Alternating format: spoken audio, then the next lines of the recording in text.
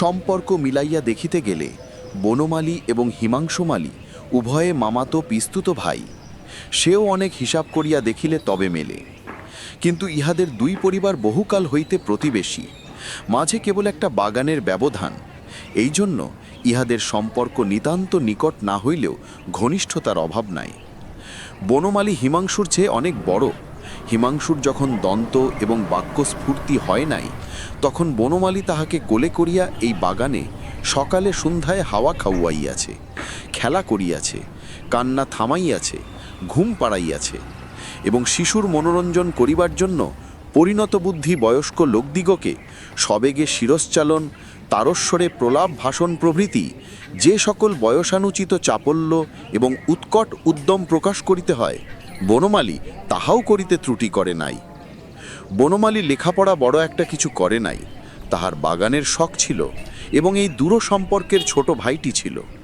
ইহাকে খুব একটি দুর্লভ দুর্মূল্য লতার মতো বনমালীর হৃদয়ের সমস্ত স্নেহসিঞ্চন করিয়া পালন করিতেছিল এবং সে যখন তাহার সমস্ত অন্তর্বাহিরকে আচ্ছন্ন করিয়া লতাইয়া উঠিতে লাগিল, তখন বনমালী আপনাকে ধন্য জ্ঞান করিল।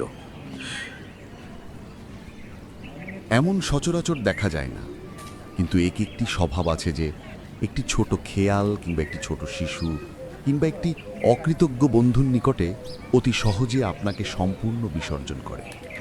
এই বিপুল পৃথিবীতে একটিমাত্র ছোট স্নেহের কারবারে জীবনের সমস্ত মূলধন সমর্পণ করিয়া নিশ্চিন্ত থাকে। তারপরে হয়তো সামান্য উপস্বাত্তে পরম সন্তোষে জীবন কাটাইয়া দেয়, কিংবা সহসা একদিন প্রভাতে সমস্ত ঘরবাড়ি বিক্রয় করিয়া কানাল হইয়া পথে গিয়া দাঁড়ায়। এইরূপ হইবার একটু কারণও ছিল। হিমাংশু লেখাপড়া করিত এবং স্বভাবতই তাহার জ্ঞানস্পৃহা অত্যন্ত প্রবল ছিল। বই পাইলে পড়িতে বসিত। তাহাতে অনেক বাজে বই পড়া হইয়াছিল বটে, কিন্তু যেমন করিয়াই হোক চারিদিকেই তাহার মনের একটি পরিণতি সাধন হইয়াছিল। বনমালী বিশেষ একটু শ্রদ্ধার সহিত তাহার কথা শুনিত, তাহার পরামর্শ লইত, তাহার সহিত ছোট বড় সকল কথার আলোচনা করিত। কোনো বিষয়ই তাহাকে বালক বইয়া অগ্রাহ্য করিত না। হৃদয়ের সর্বপ্রথম স্নেহরস দিয়া যাহাকে মানুষ করা গিয়াছে, বয়সকালে যদি সে বুদ্ধি, জ্ঞান এবং উন্নত স্বভাবের জন্য শ্রদ্ধার অধিকারী হয়, তবে তাহার মতো এমন পরম প্রিয় বস্তু পৃথিবীতে আর পাওয়া যায় না। বাগানের শখও হিমাংশুর ছিল, কিন্তু এ বিষয়ে দুই বন্ধুর মধ্যে প্রভেদ ছিল। বনমালীর ছিল হৃদয়ের শখ, হিমাংশুর ছিল বুদ্ধির শখ। পৃথিবীর এই কোমল গাছপালাগুলি, এই অচেতন জীবনরাশি, যাহারা যত্নের কোনো লালসা রাখে না, অথচ যত্ন পাইলে ঘরের ছেলেগুলির মতো বাড়িয়া ওঠে, যাহারা মানুষের শিশুর চেয়েও শিশু, তাহাদিগকে সযত্নে মানুষ করিয়া তুলিবার জন্য বনমালীর একটি স্বাভাবিক প্রবৃত্তি ছিল। কিন্তু হিমাংশুর গাছপালার প্রতি একটি কৌতূহল দৃষ্টি ছিল। অঙ্কুর গজাইয়া ওঠে, কিশোরলয় দেখা দেয়, কুড়ি ধরে, ফুল ফুটিয়া ওঠে, ইহাতে তাহার একান্ত মনোযোগ আকর্ষণ করিত। গাছের বীজ বপন, কলম করা, সার দেওয়া, চানকা তৈয়ারি প্রভৃতি সম্বন্ধে হিমাংশুর মাথায় বিবিধ পরামর্শের উদয় হইত এবং বনমালী অত্যন্ত আনন্দের সহিত তাহা গ্রহণ করিত। এই উদ্যানখণ্ডটুকু লইয়া আকৃতি প্রকৃতির যত প্রকার সংযোগ বিয়োগ সম্ভব তাহা উভয় মিলিয়া সাধন করিত। দ্বারের সম্মুখে বাগানের উপরেই একটি বাঁধানো বেদির মতো ছিল।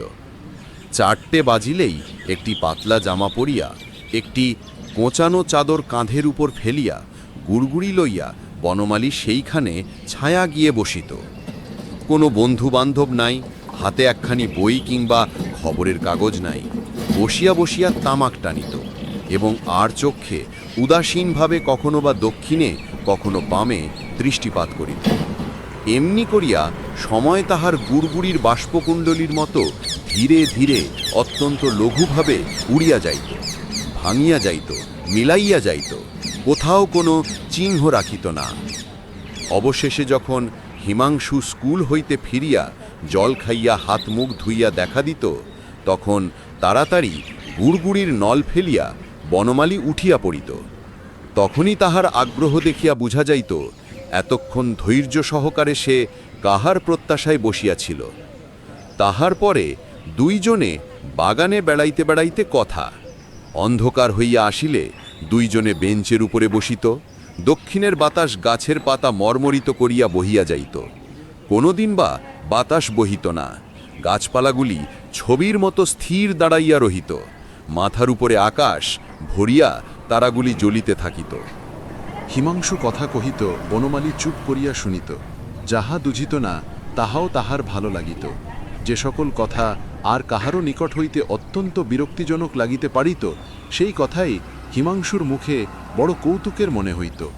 এমন শ্রদ্ধাবান বয়স্ক শ্রোতা পাইয়া হিমাংশুর বক্তৃতা শক্তি, স্মৃতিশক্তি, কল্পনা শক্তির সবিশেষ পরিতৃপ্তি লাভ হইত। সে কতক বা পড়িয়া বলিত, কতক বা ভাবিয়া বলিত, কতক বা উপস্থিত মতো তাহার মাথায় যোগাইত, এবং অনেক সময়ে কল্পনার সহায়তায় জ্ঞানের অভাব ঢাকা দিয়া লইত। অনেক ঠিক কথা বলিত, অনেক বেঠিক কথাও বলিত, কিন্তু বনমালী গম্ভীরভাবে শুনিত, মাঝে মাঝে দুটো একটা কথা বলিত।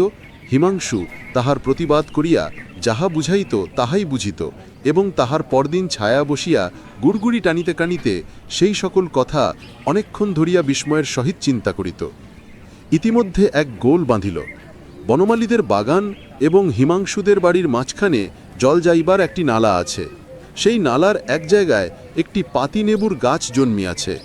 সেই গাছে যখন ফল ধরে তখন বনমালীদের চাকর তাহা পাড়িতে চেষ্টা করে এবং হিমাংশুদের চাকর তাহা নিবারণ করে, এবং উভয় পক্ষে যে গালাগালি বর্ষিত হয়, তাহাতে যদি কিছুমাত্র বস্তু থাকিত তাহা হইলে সমস্ত নালা ভরাট হইয়া যাইত।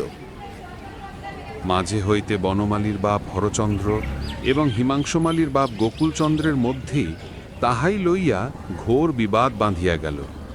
দুই পক্ষই নালার দখল লইয়া আদালতে হাজির। উকিল ব্যারিস্টারদের মধ্যে যতগুলি মহারথী ছিল, সকলেই অন্যতর পক্ষ অবলম্বন করিয়া সুদীর্ঘ বাগযুদ্ধ আরম্ভ করিল। উভয় পরে যে টাকাটা খরচ হইয়া গেল, ভাদ্রের প্লাবনেও উক্ত নালা দিয়া এত জল কখনো বহে নাই। শেষকালে হরচন্দ্রের জিত হইল। প্রমাণ হইয়া গেল নালা তাহারই, এবং পাতিনেবুতে আর কাহারও কোনো অধিকার নাই।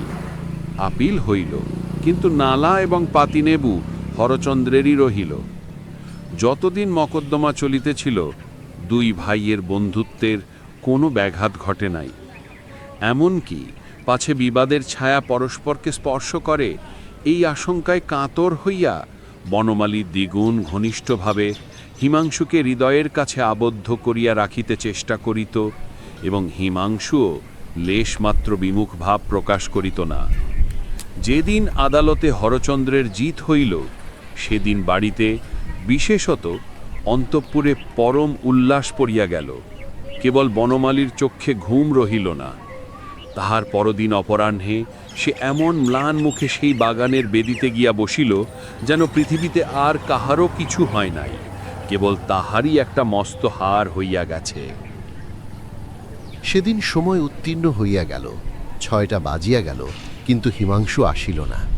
বনমালী একটা গভীর দীর্ঘ নিঃশ্বাস ফেলিয়া হিমাংশুদের বাড়ির দিকে চাহিয়া দেখিল। খোলা জানালার ভিতর দিয়া দেখিতে পাইল আলনার উপরে হিমাংশুর স্কুলের ছাড়া কাপড় ঝুলিতেছে। অনেকগুলি চিরপরিচিত লক্ষণ মিলাইয়া দেখিল হিমাংশু বাড়িতে আছে। গুড়গুড়ির নল ফেলিয়া দিয়া বিষণ্ণ মুখে বেড়াইতে লাগিল এবং সহস্রবার সেই বাতায়নের দিকে চাহিল, কিন্তু হিমাংশু বাগানে আসিল না। সন্ধ্যার আলো জ্বলিলে বনমালী ধীরে ধীরে হিমাংশুর বাড়িতে গেল। গোকুলচন্দ্র দ্বারের কাছে বসিয়া তপ্ত দেহে হাওয়া লাগাইতেছিলেন। তিনি বলিলেন, কেও? বনমালী চমকিয়া উঠিল, যেন সে চুরি করিতে আসিয়া ধরা পড়িয়াছে। কম্পিত কণ্ঠে বলিল, মামা, আমি? মামা বলিলেন, কাহাকে খুঁজিতে আসিয়াছ? বাড়িতে কেহ নাই। বনমালী আবার বাগানে ফিরিয়া আসিয়া চুপ করিয়া বসিল। যত রাত হইতে লাগিল, দেখিল হিমাংশুদের বাড়ির জানালাগুলি একে একে বন্ধ হইয়া গেল। দরজার ফাঁক দিয়া যে দীপালোক রেখা দেখা যাইতেছিল, তাহাও ক্রমে ক্রমে অনেকগুলি নিভিয়া গেল।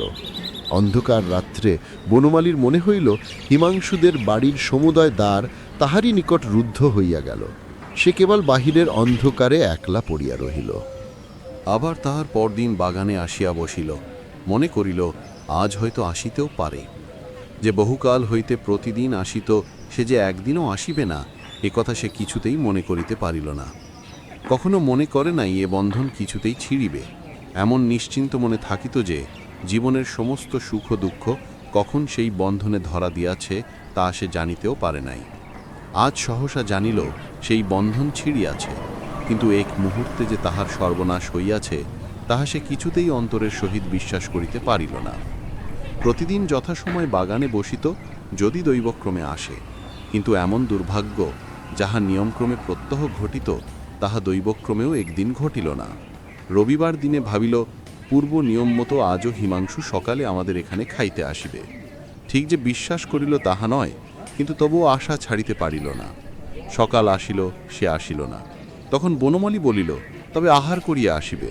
আহার করিয়া আসিল না। বনমালী ভাবিল, আজ বোধহয় আহার করিয়া ঘুমাইতেছে, ঘুম ভাঙিলেই আসিবে। ঘুম কখন ভাঙিল জানি না, কিন্তু আসিল না। আবার সেই সন্ধ্যা হইল, রাত্রি আসিল, হিমাংশুদের দ্বার একে একে রুদ্ধ হইল, আলোগুলি একে একে নিবিয়া গেল। এমনি করিয়া সোমবার হইতে রবিবার পর্যন্ত সপ্তাহের 7টা দিনই যখন দূরদৃষ্ট তাহার হাত হইতে কাড়িয়া লইল, আশাকে আশ্রয় দিবার জন্য যখন আর একটা দিনও বাকি রহিল না, তখন হিমাংশুদের রুদ্ধদ্বারে অট্টালিকার দিকে তাহার অস্ত্রপূর্ণ দুটি কাতর চক্ষু বড় একটা মর্মভেদী অভিমানের নালিশ পাঠাইয়া দিল এবং জীবনের সমস্ত বেদনাকে একটিমাত্র আর্তস্বরের মধ্যে সংহত করিয়া বলিল, দয়াময়।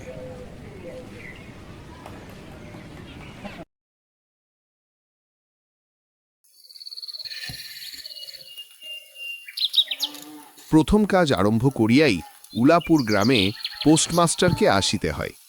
গ্রামটি অতি সামান্য, নিকটে একটি নীলকুঠি আছে, তাই কুঠির সাহেব অনেক জোগাড় করিয়া এই নতুন পোস্ট অফিস স্থাপন করাইয়াছে। আমাদের পোস্টমাস্টার কলিকাতার ছেলে। জলের মাছকে ডাঙায় তুলিলে যেরকম হয়, এই গণ্ডগ্রামের মধ্যে আসিয়া পোস্টমাস্টারেরও সেই দশা উপস্থিত হইয়াছে। একখানি অন্ধকার আটচালার মধ্যে তাহার আপিস, অদূরে একটি পানাপুকুর এবং তাহার চারি পাড়ে জঙ্গল। কুঠির গোমস্তা প্রভৃতি যে সকল কর্মচারী আছে তাহাদের ফুরসত প্রায় নাই এবং তাহারা ভদ্রলোকের সহিত মিশিবার উপযুক্ত নহে। বিশেষত কলিকাতার ছেলে ভালো করিয়া মিশিতে জানে না। অপরিচিত স্থানে গেলে হয় উদ্ধত, নয় অপ্রতিভ হইয়া থাকে। এই কারণে স্থানীয় লোকের সহিত তাহার মেলামেশা হইয়া ওঠে না। অথচ হাতে কাজ অধিক নাই। কখনো কখনো দুটো একটা কবিতা লিখিতে চেষ্টা করেন। তাহাতে এমন ভাব ব্যক্ত করিয়াছেন যে সমস্ত দিন তরুপল্লবের কম্পন এবং আকাশের মেঘ দেখিয়া জীবন বড় সুখে কাটিয়া যায়। কিন্তু অন্তর্যামী জানেন, যদি আরব্য উপন্যাসের কোনো দৈত্য আসিয়া এক রাত্রের মধ্যে এই শাখাপল্লব সমেত সমস্ত গাছগুলো কাটিয়া পাকা রাস্তা বানাইয়া দেয় এবং সারি সারি অট্টালিকা আকাশের মেঘকে দৃষ্টিপথ হইতে রুদ্ধ করিয়া রাখে, তাহা হইলে এই আদমরা ভদ্র সন্তানটি পুনশ্চ নবজীবন লাভ করিতে পারে। পোস্টমাস্টারের বেতন অতি সামান্য, নিজের আধিয়া খাইতে হয় এবং গ্রামের একটি পিতৃমাতৃহীন অনাথা বালিকা তাহার কাজকর্ম করিয়া দেয়, চারটি চারটি খাইতে পায়। মেয়েটির নাম রতন, বয়স 12-13। বিবাহের বিশেষ সম্ভাবনা দেখা যায় না। সন্ধ্যার সময় যখন গ্রামের গোয়ালঘর হইতে ধূম কুণ্ডলায়িত হইয়া উঠিত, ঝিল্লি ঝিল্লি ডাকিত, দূরে গ্রামের নেশাখোর বাউলের দল খোল করতাল বাজাইয়া উচ্চ ঈশ্বরে গান জুড়িয়া দিত, যখন অন্ধকার দাওয়ায় একলা বসিয়া গাছের কম্পন দেখিলে কবি হৃদয়েও ঈষৎ হৃৎকম্প উপস্থিত হইত, তখন ঘরের কোণে একটি ক্ষীণশিখা প্রদীপ জ্বালিয়া পোস্টমাস্টার ডাকিতেন, রতন। রতন দ্বারে বসিয়া এই ডাকের জন্য অপেক্ষা করিয়া থাকিত, কিন্তু এক ডাকেই ঘরে আসিত না। বলিত, কিগা বাবু, কেন ডাকছ? পোস্টমাস্টার, তুই কি করছিস? রতন, এখনই চুলো ধরাতে যেতে হবে হ্যাঁসেলের। পোস্টমাস্টার, তোর হ্যাঁসেলের কাজ বড়ে হবে এখন, একবার তামাকটা সেজে দে তো। অনতিবিলম্বে দুটি গাল ফুলাইয়া কলিকায় ফু দিতে দিতে রতনের প্রবেশ। হাত হইতে কলিকাটা লইয়া পোস্টমাস্টার ফস করিয়া জিজ্ঞাসা করেন, আচ্ছা রতন, তোর মাকে মনে পড়ে? সে অনেক কথা, কতক মনে পড়ে, কতক মনে পড়ে না। মায়ের চেয়ে বাপ তাহাকে বেশি ভালোবাসিত, বাপকে অল্প অল্প মনে আছে। পরিশ্রম করিয়া বাপ সন্ধ্যাবেলায় ঘরে ফিরিয়া আসিত, তাহারই মধ্যে দৈবাত দুটি একটি সন্ধ্যা তাহার মনে পরিষ্কার ছবির মতো অঙ্কিত আছে। এই কথা হইতে হইতে ক্রমে রতন পোস্টমাস্টারের পায়ের কাছে মাটির উপর বসিয়া পড়িত। মনে পড়িত তাহার একটি ছোট ভাই ছিল। বহু পূর্বেকার বর্ষার দিনে একদিন একটা ডোবার ধারে দুইজনে মিলিয়া গাছের ভাঙা ডালকে ছিপ করিয়া মিছামিছি মাছ ধরা খেলা করিয়াছিল। অনেক গুরুতর ঘটনার চেয়ে সেই কথাটাই তাহার মনে বেশি উদয় হইত। এইরূপ কথোপকথন প্রসঙ্গে মাঝে মাঝে বেশি রাত হইয়া যাইত। তখন আলস্যক্রমে পোস্টমাস্টারের আর রাঁধিতে ইচ্ছা করিত না। সকালের বাসি ব্যঞ্জন থাকিত এবং রতন তাড়াতাড়ি উনুন ধরাইয়া খানক কয়েক রুটি সেঁকিয়া আনিত। তাহাতেই উভয়ের রাতের আহার চলিয়া যাইত। একদিন সন্ধ্যাবেলায় সেই বৃহৎ আটচালার কোণে আপিসের কাঠের চৌকির ওপর বসিয়া পোস্টমাস্টারও নিজের ঘরের কথা পাড়িতেন। ছোট ভাই, মা এবং দিদির কথা, প্রবাসে একলা ঘরে বসিয়া যাদের জন্য হৃদয় ব্যথিত হইয়া উঠিত তাহাদের কথা। যে সকল কথা সর্বদাই মনে উদয় হয়, অথচ নীলকুঠির গোমস্তাদের কাছে যাহা কোনো মতেই উত্থাপন করা যায় না, সেই কথা একটি অশিক্ষিতা ক্ষুদ্র বালিকাকে বলিয়া যাইতেন কিছুমাত্র অসঙ্গত মনে হইত না। অবশেষে এমন হইল, বালিকা কথোপকথনকালে তাহার ঘরের লোকদিগকে মা, দিদি, দাদা বলিয়া চিরপরিচিতের ন্যায় উল্লেখ করিত। এমনকি তাহার ক্ষুদ্র হৃদয়পটে বালিকা তাহাদের কাল্পনিক মূর্তিও চিত্রিত করিয়া লইয়াছিল। একদিন বর্ষাকালে মেঘমুক্ত দ্বীপ্রহরে ঈষৎ তপ্ত সুকোমল বাতাস দিতেছিল। রৌদ্রে ভিজা ঘাস এবং গাছপালা হইতে এক প্রকার গন্ধ উত্থিত হইতেছিল। মনে হইতেছিল যেন ক্লান্ত ধরণীর উষ্ণ নিঃশ্বাস গায়ের উপরে আসিয়া লাগিতেছে, এবং কোথাকার এক নাছোড়বান বা পাখি তার একটা একটানা সুরের নালিশ সমস্ত দুপুরবেলায় প্রকৃতির দরবারে অত্যন্ত করুণ স্বরে বারবার আবৃত্তি করিতেছিল। পোস্টমাস্টারের হাতে কাজ ছিল না। সেদিনকার বর্ষাধৌত মসৃণ চিক্কন তরুপল্লবের হিল্লোল এবং পরাভূত বর্ষার ভগ্নাবশেষ রৌদ্রশুভ্র স্তূপাকার মেঘ স্তর বাস্তবেই দেখিবার বিষয় ছিল। পোস্টমাস্টার তাহা দেখিতেছিলেন এবং ভাবিতেছিলেন এই সময় কাছে একটা কেহ নিতান্ত আপনার লোক থাকিত, হৃদয়ের সহিত একান্ত সংলগ্ন একটি স্নেহপুতুলি মানব মূর্তি। ক্রমে মনে হইতে লাগিল সেই পাখি ওই কথাই বারবার বলিতেছে, এবং এই জনহীন তরুচ্ছায়া নিমগ্ন মধ্যাহ্নের পল্লব মর্মরের অর্থও কতটা ঐরূপ। কেহ বিশ্বাস করে না এবং জানিতেও পায় না, কিন্তু ছোট পল্লীর সামান্য বেতনের সাবপোস্টমাস্টারের মনে গভীর নিস্তব্ধ মধ্যাহ্নে দীর্ঘ ছুটির দিনে এইরূপ একটা ভাবের উদয় হইয়া থাকে। পোস্টমাস্টার একটা দীর্ঘ নিঃশ্বাস ফেলিয়া ডাকিলেন, রতন। রতন তখন পেয়ারাতলায় পা ছড়িয়া দিয়া কাঁচা পেয়ারা খাইতেছিল। প্রভুর কণ্ঠস্বর শুনিয়া অবিলম্বে ছুটিয়া আসিল, হাঁপাতে হাঁপাতে বলিল, দাদাবাবু ডাকছ? পোস্টমাস্টার, তোকে আমি একটু একটু করে পড়তে শেখাব বলিয়া সমস্ত দুপুরবেলা তাকে লইয়া সরে আ করিলেন, এবং এইরূপে অল্পদিনেই যুক্ত অয়ের উত্তীর্ণ হইলেন। শ্রাবণ মাসে বর্ষণের আর অন্ত নাই। খাল, বিল, নালা জলে ভরিয়া উঠিল। অহর্নিশি ভেকের ডাক এবং বৃষ্টির শব্দ। গ্রামের রাস্তায় চলাচল প্রায় এক প্রকার বন্ধ, নৌকায় করিয়া হাটে যাইতে হয়। একদিন প্রতকাল হইতে খুব বাদলা করিয়াছে। পোস্টমাস্টারের ছাত্রীটি অনেকক্ষণ ডাড়ের কাছে অপেক্ষা করিয়া বসিয়াছিল, কিন্তু অন্য দিনের মতো যথাসাধ্য নিয়মিত ডাক শুনিতে না পাইয়া আপনি খুগি পুঁথি লইয়া ধীরে ধীরে ঘরের মধ্যে প্রবেশ করিল। দেখিল পোস্টমাস্টার তাহার খাটিয়ার উপর শুইয়া আছেন, বিশ্রাম করিতেছেন মনে করিয়া অতি নিঃশব্দে পুনশ্চ ঘর হইতে বাহিরে যাইবার উপক্রম করিল। সহসা শুনিল, রতন। তাড়াতাড়ি ফিরিয়া গিয়া বলিল, দাদাবাবু ঘুমাচ্ছিলে? পোস্টমাস্টার কাতর স্বরে বলিলেন, শরীরটা ভালো বোধ হচ্ছে না, দেখতো আমার কপালে হাত দিয়ে। এই নিতান্ত নিঃসঙ্গ প্রবাসে ঘন বর্ষায় রোগগত শরীরে একটুখানি সেবা পাইতে ইচ্ছা করে। তপ্ত ললাটের ওপর শাখা পড়া কোমল হস্তের স্পর্শ মনে পড়ে। এই ঘোর প্রবাসে রোগ যন্ত্রণায় স্নেহময়ী নারীরূপে জননীয় দিদি পাশে বসিয়া আছেন, এই কথা মনে করিতে ইচ্ছা করে। এবং এই স্থলে প্রবাসীর মনের অভিলাষ ব্যর্থ হইল না। বালিকা রতন আর বালিকা রহিল না। সেই মুহূর্তেই সে জননীর পদ অধিকার করিয়া বসিল। বৈদ্য ডাকিয়া আনিল, যথাসময়ে বটিকা খাওয়াইল, সারা রাত্রি শিওরে জাগিয়া রহিল। আপনি পথ্য নাভিয়া দিল এবং শতবার করিয়া জিজ্ঞাসা করিল, হ্যাঁ দাদাবাবু, একটুখানি ভালো বোধ হচ্ছে? বহুদিন পরে পোস্টমাস্টার ক্ষীণ শরীরে রোগশয্যা ত্যাগ করিয়া উঠিলেন। মনে স্থির করিলেন, আর নয়, এখান থেকে কোনো মতে বদলি হতে হবে। স্থানীয় অস্বাস্থির উল্লেখ করিয়া তৎক্ষণাৎ কলিকাতায় কর্তৃপদের নিকট বদলি হইবার জন্য দরখাস্ত করিলেন। রোগ সেবা থেকে নিষ্কৃতি পাইয়া রতন দ্বারের বাহিরে আবার তাহার স্থান অধিকার করিল, কিন্তু পূর্ববৎ আর তাহাকে ডাক পড়ে না। মাঝে মাঝে উঁকি মেরে দেখে পোস্টমাস্টার অত্যন্ত অন্যমনস্কভাবে চৌকিতে বসিয়া অথবা খাটিয়ায় শুয়ে আছেন। রতন যখন আহ্বান প্রত্যাশা করিয়া বসিয়াছে, তিনি তখন অধীর চিত্তে তাহার দরখাস্তের উত্তর প্রতীক্ষা করিতেছেন। বালিকা দ্বারের বাহিরে বসিয়া সহস্রবার করিয়া তাহার পুরানো পড়া পড়িল। পাছে যেদিন সহসা ডাক পড়িবে, সেদিন তাহার যুক্ত অয়ের সমস্ত গোলমাল হইয়া যায়, এই তাহার একটা আশঙ্কা ছিল। অবশেষে সপ্তাহখানেক পরে একদিন সন্ধ্যাবেলায় ডাক পড়িল। উদ্বেলিত হৃদয়ে রতন গৃহের মধ্যে প্রবেশ করিয়া বলিল, দাদাবাবু, আমাকে ডাকছিলে? পোস্টমাস্টার বলিলেন, রতন, কালই আমি যাচ্ছি।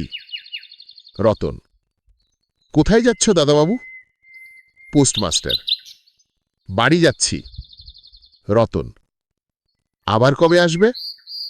পোস্টমাস্টার, আর আসব না। রতন আর কোনো কথা জিজ্ঞাসা করিল না। পোস্টমাস্টার আপনি তাহাকে বলিলেন, তিনি বদলির জন্য দরখাস্ত করিয়াছিলেন, দরখাস্ত নামঞ্জুর হইয়াছে, তাই তিনি কাজে জবাব দিয়া বাড়ি যাইতেছেন। অনেকক্ষণ আর কেহ কোনো কথা কহিল না। মিটমিট করিয়া প্রদীপ জ্বলিতে লাগিল এবং এক স্থানে ঘরের জীর্ণ চাল ভেদ করিয়া একটি মাটির সরার ওপর টপ টপ করিয়া বৃষ্টির জল পড়িতে লাগিল। কিছুক্ষণ পরে রতন আস্তে আস্তে উঠিয়া রান্নাঘরে রুটি গড়িতে গেল। অন্য দিনের মতো তেমন চটপট হইল না। বোধ করি মধ্যে মধ্যে মাথায় অনেক ভাবনা উদয় হইয়াছিল। পোস্টমাস্টারের আহার সমাপ্ত হইবার পর বালিকা তাহাকে জিজ্ঞাসা করিল, দাদাবাবু, আমাকে তোমার বাড়ি নিয়ে যাবে? পোস্টমাস্টার হাসিয়া কহিলেন, সে কি করা হবে? ব্যাপারটা যে কি কি কারণে অসম্ভব তাহা বালিকাকে বুঝানো আবশ্যক বোধ করিলেন না। সমস্ত রাত্রি স্বপ্নে এবং জাগরণে বালিকার কানে পোস্টমাস্টারের হাস্যধ্বনির কণ্ঠস্বর বাজিতে লাগিল। সে কি করে হবে? ভোরে উঠিয়া পোস্টমাস্টার দেখিলেন তাহার স্নানের জল ঠিক আছে। কলিকাতার অভ্যাস অনুসারে তিনি তোলা জলে স্নান করিতেন। কখন তিনি যাত্রা করিবেন সে কথা বালিকা কি কারণে জিজ্ঞাসা করিতে পারে নাই। পাছে প্রাতঃকালে আবশ্যক হয়, এই জন্য রতন তত রাত্রে নদী হইতে তাহার স্নানের জল তুলিয়া আনিয়াছিল। স্নান সমাপন হইলে রতনের ডাক পড়িল। রতন নিঃশব্দে গৃহে প্রবেশ করিল এবং আদেশ প্রতীক্ষায় একবার নীরবে প্রভুর মুখের দিকে চাহিল। প্রভু কহিলেন, রতন, আমার জায়গায় যে লোকটি আসবেন তাকে বলে দিয়ে যাব, তিনি তোকে আমারই মতন যত্ন করবেন। আমি যাচ্ছি বলে তোকে কিছু ভাবতে হবে না। এই কথাগুলি যে অত্যন্ত স্নেহগর্ভ এবং দয়ার্দ্র হৃদয় হইতে উদ্ধৃত, সেই বিষয়ে কোনো সন্দেহ নাই। কিন্তু নারী হৃদয়কে কে বুঝিবে? রতন অনেকদিন প্রভুর অনেক তিরস্কার নীরবে সহ্য করিয়াছিল, কিন্তু এই নরম কথা সহিতে পারিল না। একেবারে উচ্ছ্বসিত হৃদয়ে কাঁদিয়া উঠিয়া কহিল, না না, তোমার কাউকে কিছু বলতে হবে না, আমি থাকতে চাই না। পোস্টমাস্টার রতনের এরূপ ব্যবহার কখনো দেখেন নাই, তাই অবাক হইয়া রহিলেন। নতুন পোস্টমাস্টার আসিল, তাহাকে সমস্ত চার্জ বুঝাইয়া দিয়া পুরাতন পোস্টমাস্টার গমনোন্মুখ হইলেন। যাইবার সময় রতনকে ডাকিয়া বলিলেন, রতন, তোকে আমি কখনো কিছু দিতে পারিনি, আর যাবার সময় তোকে কিছু দিয়ে গেলুম, এতে তোর দিন কয়েক চলবে। কিছু পথখরচা বাদে তাহার বেতনের যত টাকা পাইয়াছিলেন পকেট হইতে বাহির করিলেন। তখন রতন ধুলায় পড়িয়া তাহার পা জোড়াইরা ধরিয়া কহিল, দাদাবাবু, তোমার দুটি পায়ে পড়ি, তোমার দুটি পায়ে পড়ি, আমাকে কিছু দিতে হবে না, তোমার দুটি পায়ে পড়ি, আমার জন্যে কাউকে কিছু ভাবতে হবে না, বলিয়া এক দৌড়ে সেখান হইতে পলাইয়া গেল। ভূতপূর্ব পোস্টমাস্টার নিঃশ্বাস ফেলিয়া হাতে কার্পেটের ব্যাগ ঝুলাইয়া কাঁধে ছাতা লইয়া মোটের মাথায় নীল ও শ্বেত রেখায় চিত্রিত টিনের পেঁটরা তুলিয়া ধীরে ধীরে নৌকাভূমিকে চলিলেন। যখন নৌকায় উঠিলেন এবং নৌকা ছাড়িয়া দিল, বর্ষা বিস্ফারিত নদী ধরণীর উচ্ছ্বলিত অশ্রুরাশির মতো চারিদিকে ছলছল করিতে লাগিল, তখন হৃদয়ের মধ্যে অত্যন্ত একটা বেদনা অনুভব করিতে লাগিলেন। একটি সামান্য গ্রাম্য বালিকার করুণ মুখচ্ছবি যেন এক বিশ্বব্যাপী বৃহৎ অব্যক্ত মর্মব্যথা প্রকাশ করিতে লাগিল। একবার নিতান্ত ইচ্ছা হইল ফিরিয়া যাই, জগতের ক্রণবিচ্যুত সেই অনাথিনীকে সঙ্গে করিয়া লহিয়া আসি। কিন্তু তখন পালে বাতাস পাইয়াছে, বর্ষার স্রোত খরতর বেগে বহিতেছে, গ্রাম অতিক্রম করিয়া নদীকূলের শ্মশান দেখা দিয়াছে, এবং নদী প্রবাহে ভাসমান পথিকের উদাস হৃদয় এই তত্ত্বের উদয় হইল, জীবনে এমন কত বিচ্ছেদ, কত মৃত্যু আছে, ফিরিয়া ফল কি, পৃথিবীতে কে কাহার। কিন্তু রতনের মনে কোনো তত্ত্বের উদয় হইল না। সে সেই পোস্ট অফিস গৃহের চারিদিকে কেবল অশ্রুজলে ভাসিয়া ঘুরিয়া ঘুরিয়া বেড়াইতেছিল। বোধ করি তাহার মনে ক্ষীণ আশা জাগিতেছিল, দাদাবাবু যদি ফিরিয়া আসে, সেই বন্ধনে পড়িয়া কিছুতেই দূরে যাইতে পারিতেছিল না। হায় বুদ্ধিহীন মানব হৃদয়, ভ্রান্তি কিছুতেই ঘোচে না। যুক্তিশাস্ত্রের বিধান বহুবিলম্বে মাথায় প্রবেশ করে। প্রবল প্রমাণকেও অবিশ্বাস করিয়া মিথ্যা আশাকে দুই বাহু পাশে বাঁধিয়া বুকের ভিতরে প্রাণপ্রণে জড়াইয়া ধরা যায়। অবশেষে একদিন সমস্ত নারী কাটিয়া হৃদয় রক্ত শুষিয়া সে পলায়ন করে, তখন চেতনা হয়, এবং দ্বিতীয় ভ্রান্তি পাশে পরিবার জন্য চিত্ত ব্যাকুল হইয়া ওঠে।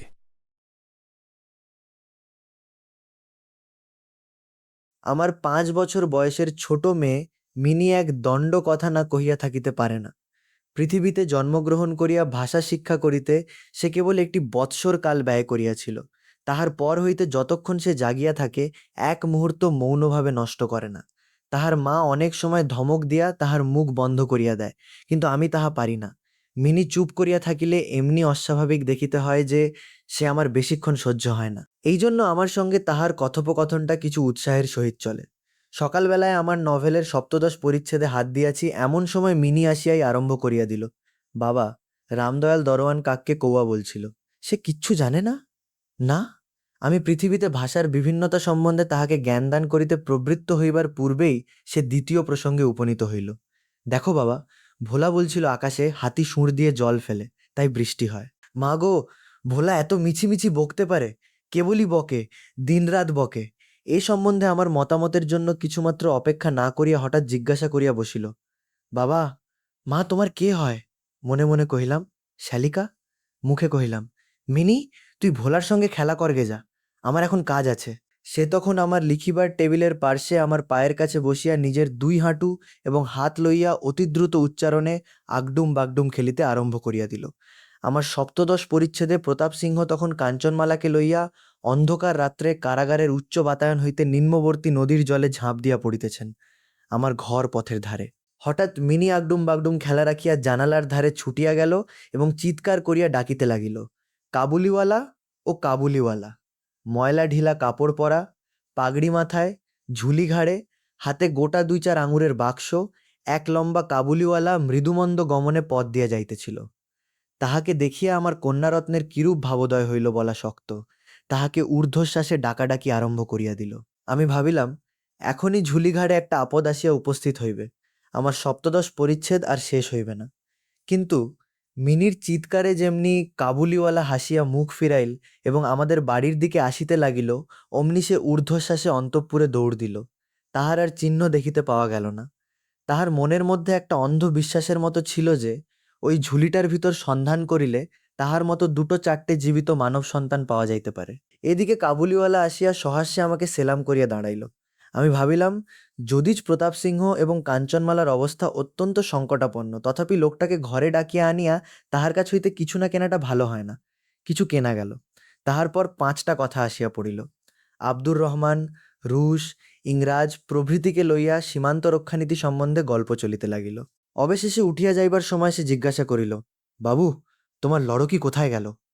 আমি মিনির অমূলক ভয় ভাঙাইয়া দিবার অভিপ্রায়ে তাহাকে অন্তঃপুর হইতে ডাকাইয়া আনিলাম। সে আমার গা ঘেঁষিয়া কাবুলির মুখ এবং ঝুলির দিকে সন্দিগ্ধ নেত্রক্ষেপ করিয়া দাঁড়াইয়া রহিল। কাবুলি ঝুলির মধ্য হইতে কিশমিশ খোবানি বাহির করিয়া তাহাকে দিতে গেল। সে কিছুতেই লইল না, দ্বিগুণ সন্দেহের সহিত আমার হাঁটুর কাছে সংলগ্ন হইয়া রহিল। প্রথম পরিচয়টা এমনিভাবে গেল। কিছুদিন পরে একদিন সকালবেলায় আবশ্যকবশত বাড়ি হইতে বাহির হইবার সময় দেখি আমার দুহিতাটি দ্বারের সমীপস্থ বেঞ্চির উপর বসিয়া অনর্গল কথা কহিয়া যাইতেছে এবং কাবুলিওয়ালা তাহার পদতলে বসিয়া সহাস্য মুখে শুনিতেছে এবং মধ্যে মধ্যে প্রসঙ্গক্রমে নিজের মতামত দো আঁশলা বাংলায় ব্যক্ত করিতেছে। মিনির পঞ্চবর্ষীয় জীবনের অভিজ্ঞতায় বাবা ছাড়া এমন ধৈর্যবান শ্রোতা সে কখনো পায় নাই।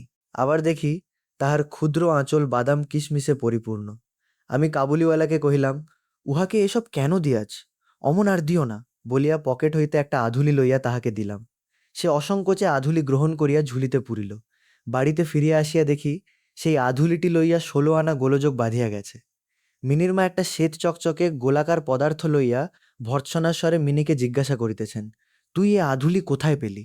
মিনি বলিতেছে, কাবুলিওয়ালা দিয়েছে। তাহার মা বলিতেছেন, কাবুলিওয়ালার কাছ হইতে আধুলি তুই কেন নিতে গেলি? মিনি ক্রন্দনের উপক্রম করিয়া কহিল, আমি চাইনি, সে আপনি দিলে। আমি আসিয়া মিনিকে তাহার আসন্ন বিপদ হইতে উদ্ধার করিয়া বাহিরে লইয়া গেলাম। সংবাদ পাইলাম কাবুলিওয়ালার সহিত মিনির এই যে দ্বিতীয় সাক্ষাৎ তাহা নহে। ইতিমধ্যে সে প্রায় প্রত্যহ আসিয়া পেস্তাবাদাম ঘুষ দিয়া মিনির ক্ষুদ্র লুব্ধ হৃদয়টুকু অনেকটা অধিকার করিয়া লইয়াছে। দেখিলাম এই দুটি বন্ধুর মধ্যে গুটিকতক বাঁধা কথা এবং ঠাট্টা প্রচলিত আছে। যথা রহমতকে দেখিবা মাত্র আমার কন্যা হাসিতে হাসিতে জিজ্ঞাসা করিত, কাবুলিওয়ালা ও কাবুলিওয়ালা, তোমারও ঝুলির ভিতর কি? রহমত একটা অনাবশ্যক চন্দ্রবিন্দু যোগ করিয়া হাসিতে হাসিতে উত্তর করিত, হাতি। অর্থাৎ তাহার ঝুলির ভিতরে যে একটা হস্তি আছে, এইটাই তাহার পরিহাসের সূক্ষ্ম মর্ম। খুব যে বেশি সূক্ষ্ম তাহা বলা যায় না, তথাপি এই পরিহাসে উভয়েই বেশ একটু কৌতুক অনুভব করিত। এবং শরৎকালের প্রভাতে একটি বয়স্ক এবং একটি অপ্রাপ্তবয়স্ক শিশুর সরল হাস্য দেখিয়া আমারও বেশ লাগিত। উহাদের মধ্যে আরও একটা কথা প্রচলিত ছিল। রহমত মিনিকে বলিত, খোকি, তুমি শ্বশুরবাড়ি কখনো যাবে না। বাঙালির ঘরের মেয়ে আজন্মকাল শ্বশুরবাড়ি শব্দটার সহিত পরিচিত, কিন্তু আমরা কিছু একেলে ধরনের লোক হওয়াতে শিশু মেয়েকে শ্বশুরবাড়ি সম্বন্ধে সজ্ঞান করিয়া তোলা হয় নাই। এই জন্য রহমতের অনুরোধটা সে পরিষ্কার বুঝিতে পারিত না, অথচ কথাটার একটা কোনো জবাব না দিয়া চুপ করিয়া থাকা নিতান্ত তাহার স্বভাব বিরুদ্ধ। সে উল্টিয়া জিজ্ঞাসা করিত, তুমি শ্বশুরবাড়ি যাবে? রহমত কাল্পনিক শ্বশুরের প্রতি প্রকাণ্ড মোটা মুষ্টি আস্ফালন করিয়া বলিত, হামি শ্বশুরকে মারবে। শুনিয়া মিনি শ্বশুর নামক কোনো এক অপরিচিত জীবের দুরবস্থা কল্পনা করিয়া অত্যন্ত হাসিত। এখন শুভ্র শরৎকাল। প্রাচীনকালে এই সময়েই রাজারা দিগ্বিজয়ে বাহির হইতেন। আমি কলিকাতা ছাড়িয়া কখনো কোথাও যাই নাই, কিন্তু সেই জন্যই আমার মনটা পৃথিবীময় ঘুরিয়া বেড়ায়। আমি যেন আমার ঘরের কোণে চিরপ্রবাসী। বাহিরের পৃথিবীর জন্য আমার সর্বদা মন কেমন করে। একটা বিদেশের নাম শুনিলেই অমনি আমার চিত্ত ছুটিয়া যায়, তেমনি বিদেশি লোক দেখিলেই অমনি নদী পর্বত অরণ্যের মধ্যে একটা কুটিরের দৃশ্য মনে উদয় হয় এবং একটা উল্লাসপূর্ণ স্বাধীন জীবনযাত্রার কথা কল্পনায় জাগিয়া উঠে। এদিকে আবার আমি এমনি উদ্ভিজ্জ প্রকৃতি যে আমার কোনটুকু ছাড়িয়া একবার বাহির হইতে গেলে মাথায় বজ্রাঘাত হয়। এই জন্য সকালবেলায় আমার ছোট ঘরে টেবিলের সামনে বসিয়া এই কাবুলির সঙ্গে গল্প করিয়া আমার অনেকটা ভ্রমণের কাজ হইত। দুই ধারে বন্ধুর দুর্গম দগ্ধ রক্তবর্ণ উচ্চ গিরিশ্রেণী, মধ্যে সংকীর্ণ মরুপথ, বোঝাই করা উষ্ট্রের শ্রেণী চলিয়াছে। পাগড়ি পরা বণিক ও পথিকেরা কেহ বা উটের পরে, কেহ বা পদব্রজে, কাহারও হাতে বর্ষা, কাহারও হাতে সেকেলে চকমকি ঠোকা বন্দুক কাবুলি মেঘমন্দ্রস্বরে ভাঙা বাংলায় স্বদেশের গল্প করিত, আর এই ছবি আমার চোখের সম্মুখ দিয়া চলিয়া যাইত। মিনির মা অত্যন্ত শঙ্কিত স্বভাবের লোক। রাস্তায় একটা শব্দ শুনিলে তাহার মনে হয় পৃথিবীর সমস্ত মাতাল আমাদের বাড়িটাই বিশেষ ল্যা করিয়া ছুটিয়া আসিতেছে। এই পৃথিবীটা যে সর্বত্রই চোর ডাকাত মাতাল সাপ বাঘ ম্যালেরিয়া শুঁয়োপোকা আরশোলা এবং গোড়ার দ্বারা পরিপূর্ণ এতদিন খুব বেশি দিন নহে। পৃথিবীতে বাস করিয়াও সে বিভীষিকা তাহার মন হইতে দূর হইয়া যায় নাই। রহমত কাবুলিওয়ালা সম্বন্ধে তিনি সম্পূর্ণ নিঃসংশয় ছিলেন না। তাহার প্রতি বিশেষ দৃষ্টি রাখিবার জন্য তিনি আমাকে বারবার অনুরোধ করিয়াছিলেন। আমি তাহার সন্দেহ হাসিয়া উড়াইয়া দিবার চেষ্টা করিলে তিনি পর্যায়ক্রমে আমাকে গুটিকতক প্রশ্ন করিলেন, কখনো কি কাহারও ছেলে চুরি যায় না? কাবুল দেশে কি দাস ব্যবসা প্রচলিত নাই? একজন প্রকাণ্ড কাবুলির পক্ষে একটি ছোট ছেলে চুরি করিয়া লইয়া যাওয়া একেবারেই কি অসম্ভব? আমাকে মানিতে হইল ব্যাপারটা যে অসম্ভব তাহা নহে, কিন্তু অবিশ্বাস্য। বিশ্বাস করিবার শক্তি সকলের সমান নহে, এই জন্য আমার স্ত্রীর মনে ভয় রহিয়া গেল। কিন্তু তাই বলিয়া বিনা দোষে রহমতকে আমাদের বাড়িতে আসিতে নিষেধ করিতে পারিলাম না। প্রতি বৎসর মাঘ মাসের মাঝামাঝি রহমত দেশে চলিয়া যায়। এই সময়টা সমস্ত পাওনার টাকা আদায় করিবার জন্য সে বড় ব্যস্ত থাকে। বাড়ি বাড়ি ফিরিতে হয়, কিন্তু তবু একবার মিনিকে দর্শন দিয়া যায়। দেখিলে বাস্তবিক মনে হয় উভয়ের মধ্যে যেন একটা ষড়যন্ত্র চলিতেছে। সকালে যেদিন আসিতে পারে না, সেদিন দেখি সন্ধ্যার সময় আসিয়াছে। অন্ধকারে ঘরের কোণে সেই ঢিলেঢালা জামা পায়জামা পরা সেই ঝোলাঝুলিওয়ালা লম্বা লোকটাকে দেখিলে বাস্তবিক হঠাৎ মনের ভিতরে একটা আশঙ্কা উপস্থিত হয়। কিন্তু যখন দেখি মিনি কাবুলিওয়ালা ও ও কাবুলিওয়ালা করিয়া হাসিতে হাসিতে ছুটিয়া আসে এবং দুই অসমবয়সী বন্ধুর মধ্যে পুরাতন সরল পরিহাস চলিতে থাকে, তখন সমস্ত হৃদয় প্রসন্ন হইয়া ওঠে। একদিন সকালে আমার ছোট ঘরে বসিয়া প্রুফশিট সংশোধন করিতেছি। বিদায় লইবার পূর্বে আজ 2-3 দিন হইতে শীতটা খুব কনকনে হইয়া উঠিয়াছে। চারিদিকে একেবারে হিহিকার পড়িয়া গেছে। জানালা ভেদ করিয়া সকালের রৌদ্রটি টেবিলের নিচে আমার পায়ের উপর আসিয়া পড়িয়াছে। সেই উত্তাপটুকু বেশ মধুর বোধ হইতেছে। বেলা বোধ করি 8টা হইবে। মাথায় গলাবন্ধ জড়ানো উষাচরগণ প্রাতভ্রমণ সমাধা করিয়া প্রায় সকলে ঘরে ফিরিয়া আসিয়াছে। এমন সময় রাস্তায় ভারী একটা গোল শোনা গেল। চাহিয়া দেখি আমাদের রহমতকে 2 পাহারাওয়ালা বাঁধিয়া লইয়া আসিতেছে। তাহার পশ্চাতে কৌতূহলী ছেলের দল চলিয়াছে। রহমতের গাত্রবস্ত্রে রক্তচিহ্ন এবং একজন পাহারাওয়ালার হাতে রক্তাক্ত ছোরা। আমি দ্বারের বাহিরে গিয়া পাহারাওয়ালাকে দাঁড় করাইলাম। জিজ্ঞাসা করিলাম, ব্যাপারটা কি? কিয়দংশ রহমতের কাছে শুনিয়া জানিলাম যে আমাদের প্রতিবেশী একজন লোক রামপুরি চাদরের জন্য রহমতের কাছে কিঞ্চিৎ ধারিত। মিথ্যাপূর্বক সেই দেনা সে অস্বীকার করে এবং তাহাই লইয়া বচসা করিতে করিতে রহমত তাহাকে এক ছুরি বসাইয়া দিয়াছে। রহমত সেই মিথ্যাবাদীর উদ্দেশ্যে নানারূপ অশ্রাব্য গালি দিতেছে।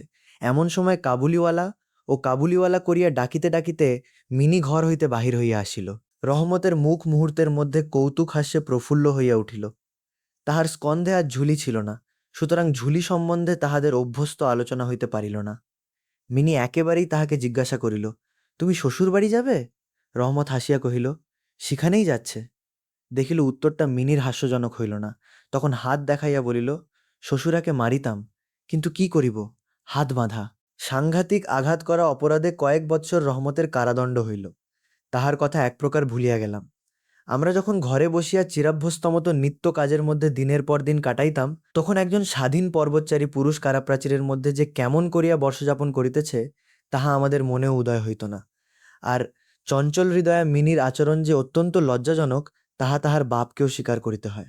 সে স্বচ্ছন্দে তাহার পুরাতন বন্ধুকে বিস্মৃত হইয়া প্রথমে নবী সহিসের সহিত সখ্য স্থাপন করিল। পরে ক্রমে যত তাহার বয়স বাড়িয়া উঠিতে লাগিল, ততই সখার পরিবর্তে একটি একটি করিয়া সখী জুটিতে লাগিল। এমনকি এখন তাহার বাবার লিখিবার ঘরেও তাহাকে আর দেখিতে পাওয়া যায় না। আমি তো তাহার সহিত এক প্রকার আড়ি করিয়াছি। কত বৎসর কাটিয়া গেল, আর একটি শরৎকাল আসিয়াছে। আমার মিনির বিবাহের সম্বন্ধ স্থির হইয়াছে। পূজার ছুটির মধ্যে তাহার বিবাহ হইবে।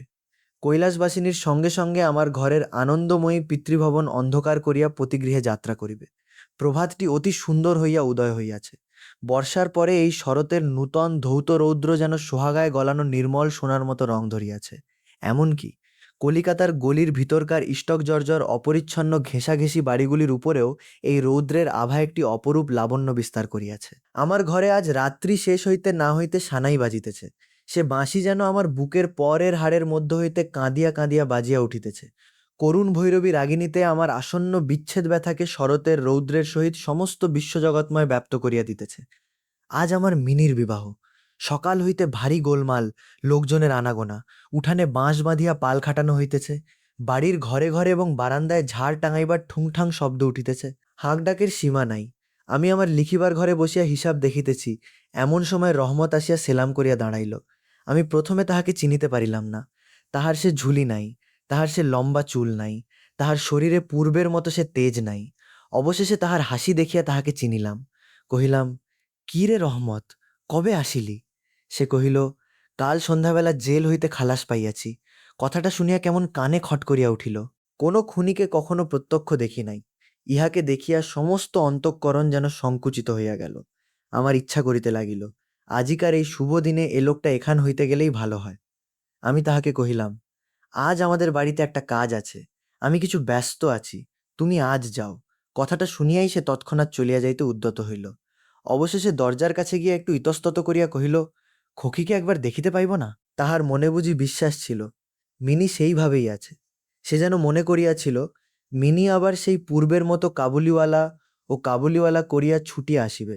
তাহাদের সেই অত্যন্ত কৌতুকাবহ পুরাতন হাস্যালাপের কোনরূপ ব্যত্যয় হইবে না। এমনকি পূর্ব বন্ধুত্ব স্মরণ করিয়া সে এক বাক্স আঙুর এবং কাগজের মোড়কে কিঞ্চিত কিসমিস বাদাম বোধ করি কোনো স্বদেশীয় বন্ধুর নিকট হইতে চাহিয়া চিন্তিয়া সংগ্রহ করিয়া আনিয়াছিল। তাহার সে নিজের ঝুলিটি আর ছিল না। আমি কহিলাম, আজ বাড়িতে কাজ আছে, আজ আর কাহারও সহিত দেখা হইতে পারিবে না। সে যেন কিছু ক্ষুণ্ণ হইল। স্তব্ধভাবে দাঁড়াইয়া একবার স্থির দৃষ্টিতে আমার মুখের দিকে চাহিল। তারপরে বাবু সেলাম বলিয়া দ্বারের বাহির হইয়া গেল। আমার মনে কেমন একটু ব্যথা বোধ হইল। মনে করিতেছি তাহাকে ফিরিয়া ডাকিব, এমন সময় দেখি সে আপনি ফিরিয়া আসিতেছে। কাছে আসিয়া কহিল, এই আঙুর এবং কিঞ্চিত কিশমিশ বাদাম খোখির জন্য আনিয়াছিলাম, তাহাকে দিবেন। আমি সেগুলি লইয়া দাম দিতে উদ্যত হইলে সে হঠাৎ আমার হাত চাপিয়া ধরিল, কহিল, আপনার বহুত দয়া, আমার চিরকাল স্মরণ থাকিবে, আমাকে পয়সা দিবেন না। বাবু, তোমার যেমন একটি লড়কি আছে, তেমনি দেশে আমারও একটি লড়কি আছে। আমি তাহারই মুখখানি স্মরণ করিয়া তোমার খোঁখির জন্য কিছু কিছু মেওয়া হাতে লইয়া আসি, আমি তো সওদা করিতে আসি না। এই বলিয়া সে আপনার মস্ত ঢিলা জামাটার ভিতর হাত চালাইয়া দিয়া বুকের কাছে কোথা হইতে এক টুকরা ময়লা কাগজ বাহির করিল। বহু সযত্নে ভাঁজ খুলিয়া দুই হস্তে আমার টেবিলের উপর মেলিয়া ধরিল। দেখিলাম কাগজের উপর একটি ছোট হাতের ছাপ, ফটোগ্রাফ নহে, তেলের ছবি নহে, হাতে খানিকটা ভূষা মাখাইয়া কাগজের উপরে তাহার চিহ্ন ধরিয়া লইয়াছে। কন্যার এই স্মরণ চিহ্নটুকু বুকের কাছে লইয়া রহমত প্রতি বৎসর কলিকাতার রাস্তায় মেওয়া বেচিতে আসে, যেন সেই সুকোমল ক্ষুদ্র শিশুহস্তটুকুর স্পর্শখানি তাহার বিরাট বিরোহী বক্ষের মধ্যে সুধা সঞ্চার করিয়া রাখে। দেখিয়া আমার চোখ ছল ছল করিয়া আসিল। তখন সে যে একজন কাবুলি মেওয়াওয়ালা আর আমি যে একজন বাঙালি সম্ভ্রান্ত বংশীয়, তাহা ভুলিয়া গেলাম। তখন বুঝিতে পারিলাম, সেও যে আমিও সেও পিতা, আমিও পিতা। তাহার পর্বত গৃহবাসিনী ক্ষুদ্র পার্বতীর সেই হস্তচিহ্ন আমারই মিনিকে স্মরণ করাইয়া দিল। আমি তৎক্ষণাৎ তাহাকে অন্তঃপুর হইতে ডাকাইয়া পাঠাইলাম। অন্তঃপুরে ইহাতে অনেক আপত্তি উঠিয়াছিল, কিন্তু আমি কিছুতে কর্ণপাত করিলাম না। রাঙাচেলি পরা কপালে চন্দন আঁকা বধূবেশিনী মিনি সলজ্জভাবে আমার কাছে আসিয়া দাঁড়াইল। তাহাকে দেখিয়া কাবুলিওয়ালা প্রথমটা থতমত খাইয়া গেল, তাহাদের পুরাতন আলাপ জমাইতে পারিল না। অবশেষে হাসিয়া কহিল, খোঁখি, তুমি শ্বশুরবাড়ি যাবিস? মিনি এখন শ্বশুরবাড়ির অর্থ বোঝে। এখন আর সে পূর্বের মতো উত্তর দিতে পারিল না। রহমতের প্রশ্ন শুনিয়া লজ্জায় আরক্ত হইয়া মুখ ফিরাইয়া দাঁড়াইল। কাবুলিওয়ালার সহিত মিনির যেদিন প্রথম সাক্ষাৎ হইয়াছিল, আমার সেই দিনের কথা মনে পড়িল। মনটা কেমন ব্যথিত হইয়া উঠিল। মিনি চলিয়া গেলে একটা গভীর দীর্ঘ নিঃশ্বাস ফেলিয়া রহমত মাটিতে বসিয়া পড়িল। সে হঠাৎ স্পষ্ট বুঝিতে পারিল, তাহার মেয়েটিও ইতিমধ্যে এইরূপ বড় হইয়াছে, তাহার সঙ্গেও আবার নূতন আলাপ করিতে হইবে। তাহাকে ঠিক পূর্বের মতো তেমনটি আর পাইবে না। এ ৮ বৎসরে তাহার কি হইয়াছে তাই বা কে জানে। সকালবেলায় শরতের স্নিগ্ধ রৌদ্রকিরণের মধ্যে সানাই বাজিতে লাগিল। রহমত কলিকাতার এক গলির ভিতরে বসিয়া আফগানিস্তানের এক মরু পর্বতের দৃশ্য দেখিতে লাগিল। আমি একখানি নোট লইয়া তাহাকে দিলাম। বলিলাম, রহমত, তুমি দেশে তোমার মেয়ের কাছে ফিরিয়া যাও। তোমাদের মিলন সুখে আমার মিনির কল্যাণ হউক। এটা টাকাটা দান করিয়া হিসাব হইতে উৎসব সমারোহের দুটো একটা অঙ্গ ছাঁটিয়া দিতে হইল। যেমন মনে করিয়াছিলাম তেমন করিয়া ইলেকট্রিক আলো জ্বালাইতে পারিলাম না। গড়ের বাদ্যও আসিল না। অন্তঃপুরে মেয়েরা অত্যন্ত অসন্তোষ প্রকাশ করিতে লাগিলেন, কিন্তু মঙ্গল আলোকে আমার শুভ উৎসব উজ্জ্বল হইয়া উঠিল। অগ্রহায়ণ 1299।